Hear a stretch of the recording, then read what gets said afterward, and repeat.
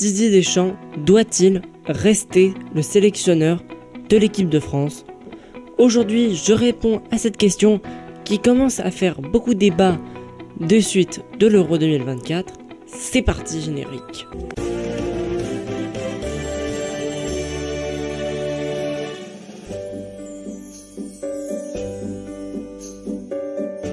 Didier Deschamps, cela fait 12 ans qu'il est en équipe de France. Il est arrivé en 2012, de suite du renvoi de Laurent Blanc, car la France avait un nouveau chef de fédération, Noël Le Graët, et aujourd'hui Philippe Diallo.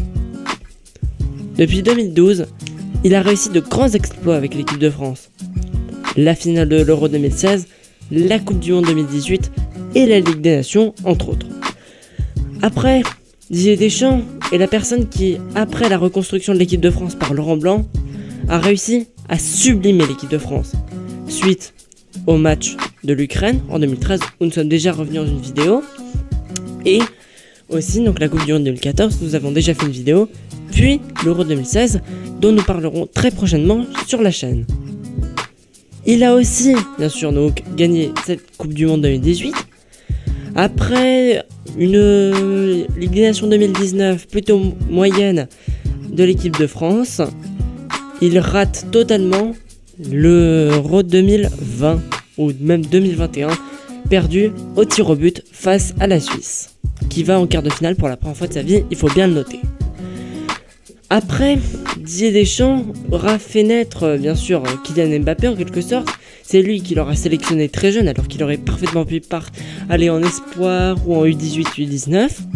Didier Deschamps a aussi fait démarrer de jeunes générations, comme par exemple Warren Zaïre-Emery cette année avec Bradley Barcola à 7€, qui était pour moi un très bon choix.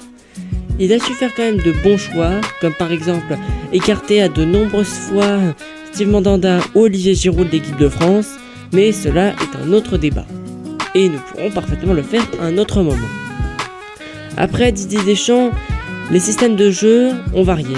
Lui, il a toujours été plutôt quand même assez défensif, adaptant des compositions parfois étonnantes, comme un 4-2-3-1 qui a toujours été plutôt l'habitude de l'équipe de France, puis après à 7€ plutôt un 4-3-3, même je repense aussi à ce 4-4-2, avec Rabiot en attaquant gauche, face à l'Allemagne où on avait perdu 2-1.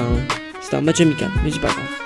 Après, Didier Deschamps, il a toujours su quand même faire beaucoup varier la défense, quand même. C'était pas tout le temps le même socle défensif, mais ça restait toujours une superbe défense. Sauf dans les matchs amicaux, justement, face à l'Allemagne. Mais après, l'attaque n'a jamais été vraiment plus forte que ça. Comme il y avait ces articles dans l'équipe, le trio Griezmann, Benzema, Mbappé, tous les pays nous l'envient. Qui n'a pas vraiment fonctionné durant l'Euro 2021. Mais après, l'attaque n'a jamais vraiment, je trouve, été le point fort de Didier Deschamps. En 2018, Giroud, je rappelle, n'était pas titulaire face à l'Australie, le premier match de l'équipe de France en Coupe du Monde 2018. Et il n'a marqué aucun but. Et nous avons été champions, surtout grâce à l'aide de Hugo Lloris, en quart de finale et bien sûr en demi-finale, où il était excellent. Après, nous avons toujours pu compter sur notre défense. Marqué. Mais après, donc, les questions se posent. Est-ce que Didier Deschamps doit-il rester? Cet Euro est révélateur que l'équipe de France, pour moi, a franchi un cap. Un cap qui, en quelque sorte, dit à Didier Deschamps, ça y est, c'est terminé.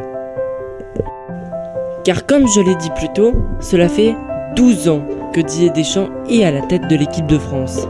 Et je pense que maintenant, il nous faut un renouveau. Car par exemple, les qualifications justement à cet Euro 2024 ont été excellentes. Nous n'avons encaissé, je le rappelle, que 3 buts. Et même le gardien titulaire n'a encaissé qu'un seul but. Qu'un seul but, c'est énorme. Vous vous rendez peut-être pas compte, mais c'est vraiment énorme. Je crois sur 8 matchs en plus. Car les 2 autres ont été joués par Bresson. Mais après, durant l'Euro, lapsus révélateur, ça ne s'est pas vraiment passé comme prévu. Nous n'avons marqué qu'un seul but dans le jeu et il fallait attendre les demi-finales. Après, à chaque fois, nous avons été aidés par les CSC ou les prolongations. Car je crois là, il y a plus de 10 ou 8 buts. Ce sont des CSC dans cet Euro 2024.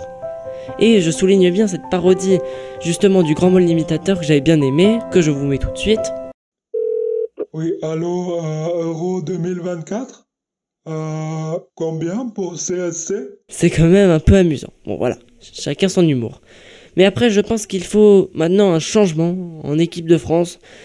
Je pense vraiment qu'on doit changer de coach.